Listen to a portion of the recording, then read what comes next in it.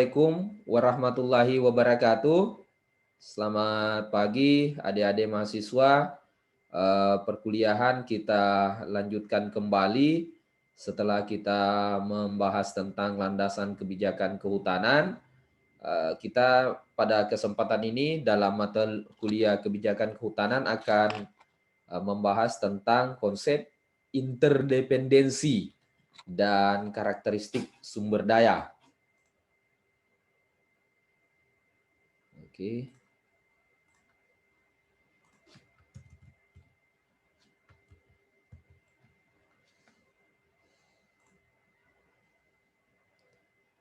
Baik, materi kita saat ini adalah konsep karakteristik sumber daya dan konsep interdependensi dalam pengelolaan hutan. Nah,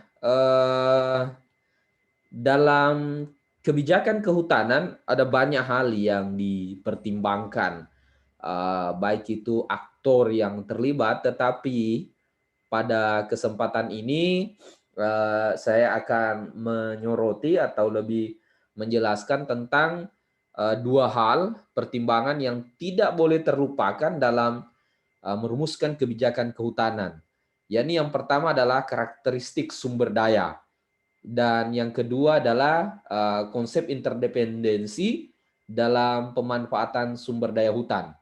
Dua hal ini penting. Ya, dua hal ini penting dijadikan pertimbangan di dalam kebijakan kehutanan dan kadang dua hal ini juga karakteristik sumber daya dan interdependensi ini yang menentukan bagaimana keberhasilan implementasi kebijakan di bidang kehutanan. Sehingga dari awal untuk mahasiswa kehutanan perlu memahami sebenarnya apa itu karakteristik sumber daya dipandang dari sisi ekonomi dan kelembagaan dan kebijakan kehutanan dan bagaimana konsep interdependensi di dalam pemanfaatan sumber daya hutan. Kalau kita berbicara tentang kebijakan kehutanan, saya selalu mengingatkan kepada adik-adik mahasiswa sekalian untuk lebih memahami dan berpikir secara komprehensif melihat bahwa persoalan kehutanan itu bukan hanya berpikir tentang kehutanan itu sendiri, tetapi kehutanan itu memiliki yang disebut dengan interdependensi, ya. Interdependensi kalau bahasa Indonesianya itu adalah saling ketergantungan. Jadi ada saling ketergantungan antara para pihak di dalam pemanfaatan dan pengolahan hutan itu sendiri sehingga kehutanan itu tidak bisa ego sektoral karena banyak hal yang berkepentingan. Kalau kita lihat dalam gambar ini, ya, ini dalam sebuah bentang lahan atau landscape. Kalau kita lihat kehutanan itu katakanlah mengolah pada bagian-bagian hulu, tetapi banyak pihak yang berkepentingan, industri berkepentingan, pertanian berkepentingan, masyarakat di sekitar kawasan hutan juga berkepentingan. Nah, oleh karena itu ini penting, ya, ini penting untuk adik-adik sekalian memahami bahwa dalam merumuskan kebijakan kehutanan itu penting untuk mempertimbangkan segala aspek dan yang paling utama juga adalah memahami interdependensi, memahami saling ketergantungan, ya, memahami saling ketergantungan. Nah, konsep interdependensi atau saling ketergantungan satu sama lain, saling ketergantungan sama satu sama lain, kalau di bidang kehutanan itu ada empat hal yang perlu mendapatkan perhatian di dalam pengurusan dan pengolahan hutan sumber daya hutan. Ya, ada empat hal saling ketergantungan. Ya, intinya bahwa kehutanan itu tidak bisa berdiri sendiri, ada saling ketergantungan. Apa itu saling ketergantungan di dalam pengurusan dan pemanfaatan sumber daya hutan? Ini kalau kita lihat ini yang pertama adalah pemanfaatan sumber daya hutan itu menyangkut alokasi-alokasi pilihan. Karena begini, pengelolaan pemanfaatan sumber daya hutan itu kan banyak pihak yang berkepentingan terhadap sumber daya hutan. Ada masyarakat berkepentingan terhadap lahan, ada juga industri berkepentingan terhadap hasil hutan kayu ataupun hasil hutan bukan kayu. Oleh karena itu, ini penting untuk dipahami bahwa pemanfaatan sumber daya hutan itu menyangkut alokasi pilihan. Nah, ini yang jadi pertimbangan kenapa saya perlu menjelaskan tentang karakteristik sumber daya juga, bahwa kepentingan para aktor itu pada banyak kasus itu lebih menentukan fungsi dan manfaat sumber daya hutan dibandingkan dengan pertimbangan fisik, biotik dan sosial. Nah, ini mengindikasikan bahwa pemanfaatan hutan, sumber daya hutan di Indonesia itu khususnya menyangkut siapa yang memanfaatkan atau alokasi-alokasi pilihan itu lebih banyak ditentukan oleh pertimbangan aktor. Siapa yang memiliki kapasitas dibanding dengan pertimbangan fisik biofisik. Jadi kadang ada suatu lahan, yaitu ada satu lahan yang kalau kita perhatikan itu yang mestinya itu dipertahankan sebagai daerah berhutan, tetapi ya kepentingan aktor bisa saja berubah dan untuk tujuan-tujuan, misalnya bisa saja tujuannya di luar bidang kehutanan seperti pertambangan, ya. Nah, terkadang pilihan aktor ini yang menjadi permasalahan. Terkadang pilihan aktor itu menyimpang dari kondisi biofisik, biososial sumber daya hutan. Nah, ini yang jadi banyak persoalan. Kalau pilihan aktor di dalam memanfaatkan sumber daya hutan itu menyimpang dari karakteristik fisik dan biotik, maka terjadilah dampak. Nah, makanya saya mengajarkan sebenarnya kemarin hutan, apa namanya, bagaimana fungsi-fungsi hutan yang bersifat biofisik itu sendiri, ya. Jadi ini yang penting ya, pemanfaatan sumber daya hutan menyangkut alokasi pilihan. Itu saling ketergantungan. Dan yang kedua, pemanfaatan sumber daya hutan itu menyangkut kepentingan multi pihak dan multisektor. Ini yang harus dipikirkan di dalam kebijakan pengurusan dan pengelolaan hutan.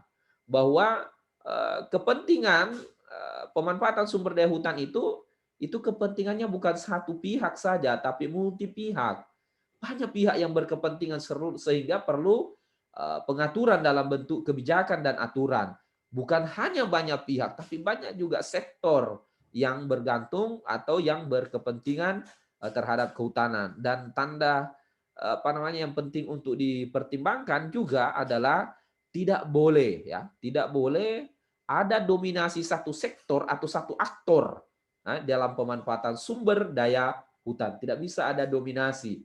Hanya satu aktor saja yang dominan. Jadi pemanfaatan hutan itu untuk satu pihak tertentu tidak boleh, karena itu melanggar dari prinsip keadilan, ya. Tuh yang kedua.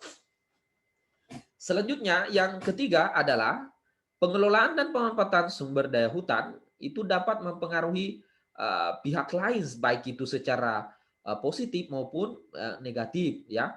Nah, nanti kita akan belajar tentang externality ekonomik dan externality disekonomik, ya, baik itu bersifat intra maupun intergenerasi, ya.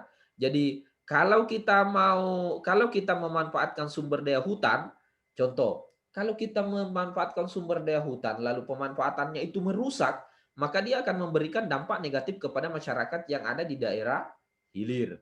Nah, seperti itu kira-kira ya. Nah, ini penting dipahami oleh mahasiswa ya. Nah, itu yang ketiga. Jadi kita belajar bagaimana memandang hutan itu secara holistik ya. Yang keempat, pemanfaatan hutan, hasil pemanfaatan hutan itu harus didistribusikan secara adil ya. Mengandung arti bahwa sektor kehutanan perlu berkontribusi secara positif terhadap pembangunan ekonomi masyarakat. Jadi tidak bisa juga bahwa pemanfaatan sumber daya hutan itu hanya untuk kehutanan itu sendiri, misalnya menghasilkan kayu saja. Tidak juga bisa begitu, tetapi sektor kehutanan harus berkontribusi terhadap ekonomi masyarakat. Bagaimana kita harus mempertimbangkan dalam sebuah kebijakan bahwa bagaimana meningkatkan masyarakat yang ada di sekitar kawasan hutan, ya, di sekitar kawasan hutan tanpa melupakan hak hutan untuk memperoleh pengembalian investasi. Dalam artian bahwa ya kalau dimanfaatkan itu untuk pembangunan ekonomi, maka jangan lupakan kelestariannya. Maka perlu ada investasi dalam artian untuk memperbaiki kondisi hutan itu sendiri ya. Ini interdependensi saling ketergantungan yang perlu dipahami di dalam pengurusan dan pemanfaatan sumber daya hutan, dan itu yang mempengaruhi perlu dipertimbangkan di dalam kebijakan. Nah, saya ingin mengajak kepada adik-adik sekalian untuk memahami yang kedua adalah karakteristik sumber daya. Ini pemahaman ini penting tentang karakteristik sumber daya. Nah, karakteristik sumber daya itu kenapa penting? Ya, kenapa penting kita belajar tentang karakteristik sumber daya? Karena karakteristik sumber daya itu akan membentuk hubungan individu atau kelompok baik berupa kerjasama ataupun konflik. Nah, ini penting. Jadi karakteristik sumber daya hutan ini merupakan dasar nantinya ya. Karakteristik sumber daya hutan itu merupakan dasar nantinya apakah menentukan kerjasama di dalam pemanfaatan sumber daya hutan. Dan karakteristik sumber daya ini juga ini bisa menjadi apa namanya sumber konflik juga. Jadi itu disebabkan oleh karakteristik sumber daya itu sendiri ya, disebabkan oleh itu ya. Jadi ini penting juga dipahami. Nah, jadi perlu dipertimbangkan dalam penyusunan kebijakan, baik itu formulasi dan adopsi kebijakan, dan ini mempengaruhi implementasinya. Jadi banyak-banyak persoalan-persoalan implementasi kebijakan, kebijakan itu tidak berjalan karena dipengaruhi oleh karakteristik sumber daya. Nah, nanti kita panjang sebenarnya kita bicara nanti tentang apa itu karakteristik sumber daya ya. Nah, di sini saya ingin menjelaskan sedikit kata-kata sumber daya ya, kata-kata sumber daya. Jadi ada biasa kata sumber daya, kadang juga kita gunakan kapital sebagai aset. Hutan itu sumber daya hutan, tapi dipandang juga sebagai kapital, dipandang juga sebagai aset ya. Ini kadang kita perlu pemahaman apa namanya dalam sisi konteksnya ya, apa sebenarnya sumber daya itu. Nah, di sini saya jelaskan bahwa sumber daya ya, yang dimaksud dengan sumber daya adalah segala sesuatu yang secara potensial dapat memberikan daya, kekuatan sehingga dapat menciptakan kreasi, barang dan jasa yang bermanfaat ya. Nah, itu ya segala sesuatu yang potensial. Nah, yang potensial kata kuncinya masih potensi. Jadi sumber daya itu masih potensial. Nah, tergantung kita memanfaatkannya ya, itu yang dikatakan dengan sumber daya. Nah, ada yang selanjutnya dia sepadan juga, biasanya kita secara tidak sadar menganggap bahwa hutan itu juga sebagai kapital. Nah, apa itu kapital? Jadi kapital itu adalah sumber daya yang diinvestasikan. Nah, itu kalau sudah diinvestasikan itu termasuk kapital, ya toh? Dengan tujuan untuk menciptakan meningkatkan barang dan jasa yang bermanfaat. Nah, apa namanya kapital ini banyak sebenarnya ya. Nah, kita mengenal nanti kita bicara tentang sosial kapital ya. Ini, nah kita juga ini di kehutanan ya, sosial kapital termasuk juga sebenarnya human capital. Jadi intinya kapital itu adalah sumber daya yang diinvestasikan. Nah, pada sisi lain juga kita bisa melihat padanannya sumber daya itu sebagai aset. Nah, tetapi kalau aset itu lebih menggambarkan nilai dari sumber daya atau kapital, yaitu kapital yang telah memiliki nilai moneter. Jadi nilai moneter biasanya disajikan dalam bentuk neraca atau memberikan gambar perkembangan aset yang dimiliki, ya. Seperti itu anunya ya. Itu gambarannya. Nah, ini kalau kita gambarkan ya, bisa kita lihat di sini. Ya, ada beberapa, ada human capital, ada natural capital, ada social capital, ada financial capital, ada physical capital, dan inilah yang menentukan apa namanya pembangunan ya. Inilah yang menentukan pembangunan itu sendiri, termasuk di bidang kehutanan, pembangunan kehutanan. Nah, saya ingin lebih mendalam menjelaskan tentang karakteristik sumber daya hutan kaitannya dengan biodiversity dan ekosistem sebagai natural capital ya. Jadi natural capital, hutan itu sebagai natural capital. Nah, ini pemahaman ini penting ya. Pemahaman ini penting bagi mahasiswa yang mempelajari kebijakan kehutanan harus memiliki pemahaman yang luas tentang sumber daya yang dimiliki karena ini menyangkut alokasi pilihan-pilihan pemanfaatan. Nah, oleh karena itu harus mengerti bahwa yang pertama saya ingin katakan bahwa kalau kita berbicara tentang sumber daya ya, khususnya sumber daya alam itu terbagi atas dua ya dari sifatnya. Ada yang disebut dengan renewable dan non renewable. Artinya ada yang bisa dipulihkan, yang bisa terbarukan dan ada yang tak terbarukan. Nah, ini mungkin yang kita pertimbangkan. Ada yang mengatakan bahwa hutan itu masuk yang renewable. Tetapi perlu juga kita diskusikan bahwa komposisi alami dari vegetasi hutan itu kalau menurut hemat saya itu bersifat non renewable, tidak bisa kembali lagi dan butuh waktu yang lama. Nah, oleh karena itu ini penting dipahami oleh mahasiswa. Yang kedua, perlu pemahaman mendalam tentang karakteristik sumber daya hutan yang bersifat renewable ini agar sumber daya hutan sebagai natural capital atau natural asset itu tetap lestari. Nah, itu. Nah, karakteristik utama dari sumber daya hutan adalah ini yang perlu dipahami bahwa hutan itu punya keanekaragaman hayati, biodiversity dan interaksi antar unsur-unsur hayati dengan unsur hayati yang disebut dengan ekosistem. Jadi dua hal kalau kita berbicara kehutanan yang perlu dipertimbangkan bukan hanya ekonominya tetapi kita perlu mempertimbangkan yang namanya keragaman, biodiversitas, keanekaragaman hayati dan ekosistem ya, keanekaragaman hayati dan ekosistem. Nah, dari karakteristik tersebut sumber daya mempunyai dua fungsi. Nah, ini yang saya ingin katakan, ini penting dipahami ya. Karakteristik sumber daya hutan itu yang pertama itu disebut dengan natural stock, natural stock. Jadi sebagai persediaan sumber biologi. Jadi ini penting harus dipahami bahwa tidak boleh semua hutan itu dimanfaatkan untuk tujuan ekonomi, tetapi sumber daya hutan itu juga disebut sebagai natural stock, ya, natural stock atau persediaan sumber daya biologis. Nah, maka pentinglah yang muncul namanya hutan konservasi. Kita perlu melestarikan untuk melestarikan stok ini.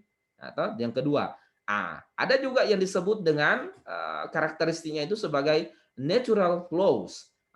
Natural flows di mana stok secara terus-menerus menghasilkan barang dan jasa yang alami sebagai proses dari ekosistem. Nah, natural flows inilah yang dimanfaatkan. Natural flows ini maksudnya adalah begini. Natural flows itu ini mungkin penting penjelasan khusus ini. Yang dimanfaatkan itu adalah kalau di mana ilmu manajemen, yang dimanfaatkan itu adalah pertumbuhannya, flows-nya, yaitu pertumbuhannya. Itu ketika pertumbuhan yang dimanfaatkan, growth-nya yang dimanfaatkan, maka mudah-mudahan bisa tercapai kelestarian. Nah, itu ya. Ini kita lihat bagaimana keanekaragaman hayati, yaitu kita perhatikan perlu dibedakan juga keanekaragaman sumber daya hayati dan keanekaragaman ekosistem. Nah, saya penting untuk menjelaskan ini kenapa? Ini terkait dengan alokasi pemanfaatan hutan. Jangan sampai yang pengantar awal saya tadi bahwa ya saat ini ya kebijakan yang ada bahwa alokasi pemanfaatan hutan saat ini itu lebih banyak ditentukan oleh kepentingan para aktor dan terkadang mengabaikan karakteristik sumber daya itu sendiri, khususnya memperhatikan keanekaragaman hayati dan keanekaragaman ekosistem. Ya, nah ini harus diperhatikan keanekaragaman sumber daya hayati baik pada level genetiknya, spesies dan ekosistem. Nah, keanekaragaman hayati ini penting. Nah, kalau kita lihat ini gambar ini sebenarnya ekosistem. Sebenarnya banyak sih ekosistem hutan, tapi kita kelompokkan saja menjadi 3, katakan begitu. Ekosistem hutan mangrove, pantai, ya toh, itu punya keanekaragaman genetik, spesies, ya toh, ekosistem. Ekosistem dataran rendah, punya keanekaragaman genetik, spesies. Ekosistem hutan pegunungan punya keanekaragaman genetik, spesies, dan ekosistem. Mengapa ini saya sampaikan kepada mahasiswa sekalian? Supaya memiliki pemahaman awal bahwa pemanfaatan sumber daya hutan itu tidak bisa mengabaikan keanekaragaman ini. Karena itu adalah stok modal alam, aset juga bagi negara kita. Jangan sampai pembangunan itu menghilangkan aset kita. Seperti itu ya. Ini penting untuk dijelaskan. Nah, ini kita masuk ke ekonominya. Karakteristik sumber daya hutan, karakter umumnya. Jadi, ini sumber daya hutan itu kalau dari sisi ekonomi kelembagaannya itu memproduksi barang, baik itu barang yang bersifat private good atau barang private atau dan juga barang publik. Jadi ada dua di sini. Ada private good dan public good. Nah, ini penting untuk dipahami. Yang mana disebut dengan private good, yang mana disebut dengan public good. Yang pastinya bahwa sumber daya hutan itu menghasilkan barang-barang publik. Nah, ini mungkin penjelasan khusus ke mahasiswa.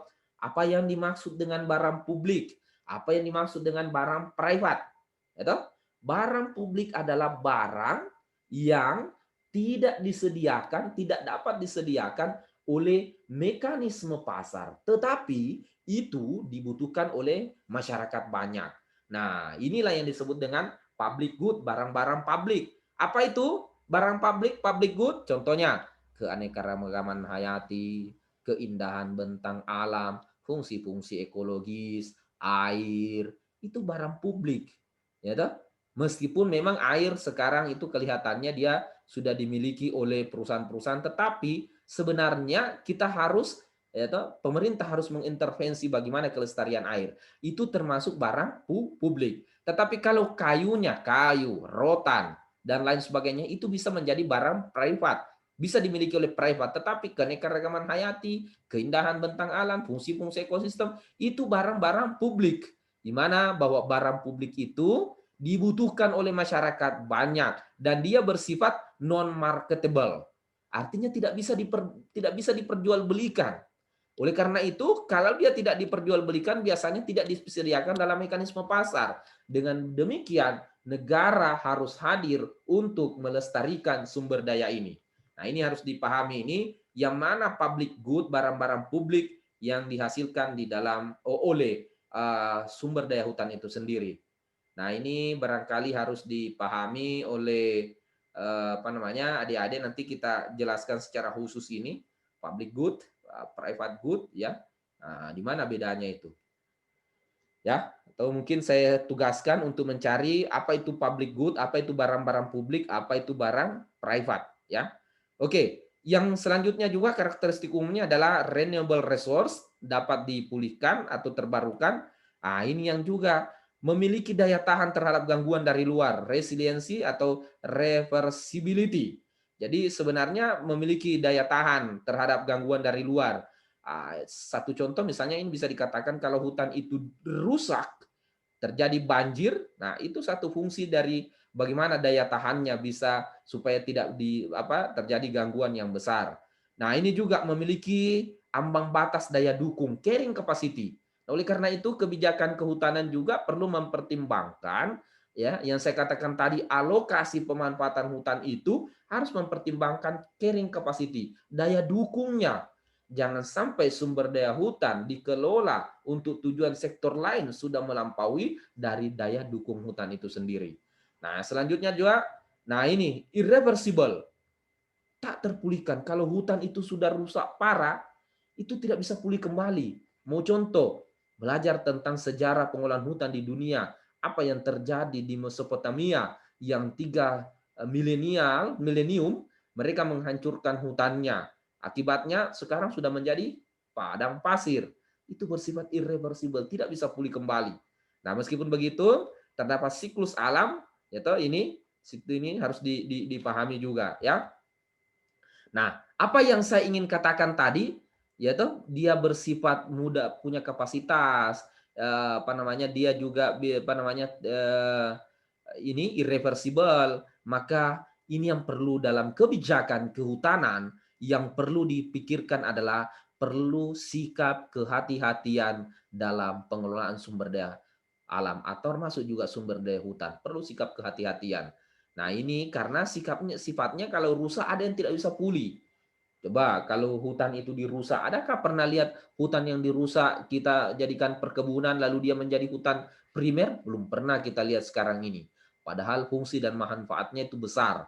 Kita belum pernah melihat kegiatan-kegiatan menghutankan kembali ke sifat atau menjadi bentuk siklus alami butuh jutaan tahun barangkali. Nah, tetapi kalau dia rusak, nah, itu dampaknya lebih lebih besar ya. Nah, nah termasuk juga karakteristik biofisik ini kita tidak tahu misalnya satwa badak itu kita tidak tahu apa fungsinya. Oleh karena itu kita perlu hati-hati melestarikannya juga termasuk gambut. Itu kan sifat irreversible ya. Kalau gambut itu dirusak ya tidak mungkin lagi kembali ke aslinya. Apa yang saya ingin katakan di sini dari karakter sumber daya itu perlu sikap kehati-hatian di dalam pemanfaatan sumber daya alam. Dan ini yang paling penting pemanfaatan karakteristik ini penting dalam memutuskan alokasi penggunaan sumber daya hutan ya termasuk sumber daya alam dalam pembangunan ekonomi berkelanjutan. Jangan sampai pemahaman terhadap karakteristik ini tidak dipahami dengan baik lalu mengalokasikan sumber daya hutan yang melampaui sifat aslinya, maka terjadilah bencana dan sulit untuk kita pulihkan kembali, membutuhkan biaya yang cukup besar. Ya, itu ya. Nah, ini gambaran saja karakteristik sumber daya hutan yang terbarukan dengan yang tidak terbarukan ya. Jadi ini aktivitas-aktivitas produksi, kondisi awalnya begini, tapi bisa saja dari hutan ini yang merupakan sumber daya menjadi kapital, menjadi aset, itu bisa menjadi aset yang mengalami penurunan kualitas nantinya terdiferensiasi. Karena sudah dibagi-bagi, itu dibagi-bagi, terdiferensiasi, artinya mengalami degradasi, asetnya sudah menurun. Ya, yang kita harapkan adalah aset itu tidak terdiferensiasi, artinya kelestariannya tetap terjaga. Ya, yang ini yang diharapkan. Nah, saya ingin memberikan ilustrasi seperti ini. Pengelolaan sumber daya dan sumber daya hutan yang tak terbarukan. Nah, kita bicara tentang tidak ada flow, yang ada hanya stok. Jadi begini, kalau sumber daya hutan itu kita tahu bahwa hutan itu kan memiliki di bawahnya biasa juga ada tambang. Ya, kalau tambang itu sebenarnya dia bukan flow, itu aset. Jadi kalau kita mengelola hutan untuk tujuan pertambangan, sebenarnya yang kita lakukan itu adalah bukan memanfaatkan flow. Flow itu prinsip kelestarian ya, aliran, tetapi memindahkan aset sebenarnya. Jadi aset dari berhutan, ya toh, dikeruklah dia menghasilkan uang yang ditumbuhkan adalah dampak. Apa yang terjadi? Rusaknya aset alam, hilang aset ini. Dia hanya menjadi uang, tapi apa yang terjadi dampak, gitu? Hilangnya barang dan jasa alam, hilang barang dan jasa alam di sini ini. Keanekaragaman bentang alam, fungsi air dan lain sebagainya hilang dia. Itu tidak ada kelestarian karena bukan flow yang dimanfaatkan. Flow dalam artian itu khas produksinya, tetapi ini kan hanya pemanfaatan hutan untuk pertambangan, itu hanya memindahkan aset, ya aset yang ini, stok yang seperti ini menjadi stok yang seperti ini. Ini yang perlu apalagi sifatnya ini irreversible. Ini tidak akan pulih lagi kembali seperti ini. Dan ini akan menjadi ongkos kerusakan lingkungan yang besar yang ditanggung oleh generasi. Nah, perlu yang saya katakan tadi, perlu prinsip pertimbangan kehati-hatian di dalam mengalokasikan sumber daya hutan itu sendiri. Nah, ini polemik kasus konversi hutan lindung dan pertambangan dan juga banyak terjadi di Indonesia. Ya, saya kira ini. Nah, tipe sumber daya yang terbarukan bukan proses memproduksi atau komoditi. Jadi ini sebenarnya bukan memproduksi komoditi nih. Kegiatan pertambangan di dalam kawasan hutan itu bukan menghasilkan komoditi, tetapi dia hanya memindahkan aset saja. Tapi apa yang terjadi? Aset kita sebenarnya seolah-olah dia mengatakan, oh, saya sudah menghasilkan PAD yang cukup besar. Tidak, tetapi menghancurkan sumber daya. Aset sumber daya alam semakin berkurang. Nah, ini mungkin harus dipahami juga oleh mahasiswa, makanya perlu pemahaman-pemahaman seperti ini, sekaligus juga prinsip kehati-hatian di dalam merumuskan kebijakan atau kehati-hatian di dalam pemanfaatan sumber daya hutan. Nah, ini gambarnya seperti ini ya. Nah, jadi begini, terkadang ada orang di daerah mengatakan, kalau kita lihat gambar tadi, ini, oh kami sudah menghasilkan PAD yang cukup besar, gitu. Tapi tunggu dulu, PAD-mu itu apakah kamu itu menghasilkan komoditi atau merusak aset alam menjadi aset yang seperti ini? Seolah-olah dia mengatakan bahwa pertumbuhan kita laju, meningkat pertumbuhan, padahal aset alam itu sudah habis. Tidak ada lagi aset alam yang bisa dikelola berikutnya. Asetnya sudah hilang, tapi dia dengan bangga mengatakan bahwa oh, pembangunan itu kita bisa menghasilkan devisa yang cukup besar, bukan menghasilkan devisa, tetapi itu memindahkan aset dan mengurangi nilai aset itu sendiri. Asetnya hilang. Nah, ini banyak kasus yang terjadi. Oke, itu. Nah, selanjutnya kita bahas tentang karakteristik sumber daya alam. Selalu saya katakan tadi ada yang bersifat stok. Nah, ini yang saya selalu katakan. Stok, ada komoditas. Nah, stok itu apa? Bentang alam, nah, das, sumber daya hutan, sumber daya pesisir termasuk. Atau komoditas itu produknya. Ada kayu, rotan, dan lain sebagainya. Nah, itu ya. Nah, ini yang saya ingin katakan bahwa dalam pemanfaatan sumber daya alam hayati, biodiversitas, ekosistem, itu bisa terjadi dua kemungkinan ya. Yang pertama adalah bersifat komplementer, yang dalam artian adalah jika manfaat satu diambil maka manfaat lain yang diperoleh. Nah, ini bisa jadi begitu ya. Jadi kalau kita memanfaatkan satu, ini ada dua dia. Pemanfaatan biodiversitas atau ekosistem itu bisa dua kemungkinannya. Bisa pemanfaatan itu bersifat komplementer, bisa bersifat trade off. Nah, ini mungkin mahasiswa harus butuh kita contoh-contoh ini ya. Misalnya yang bersifat komplementer begini.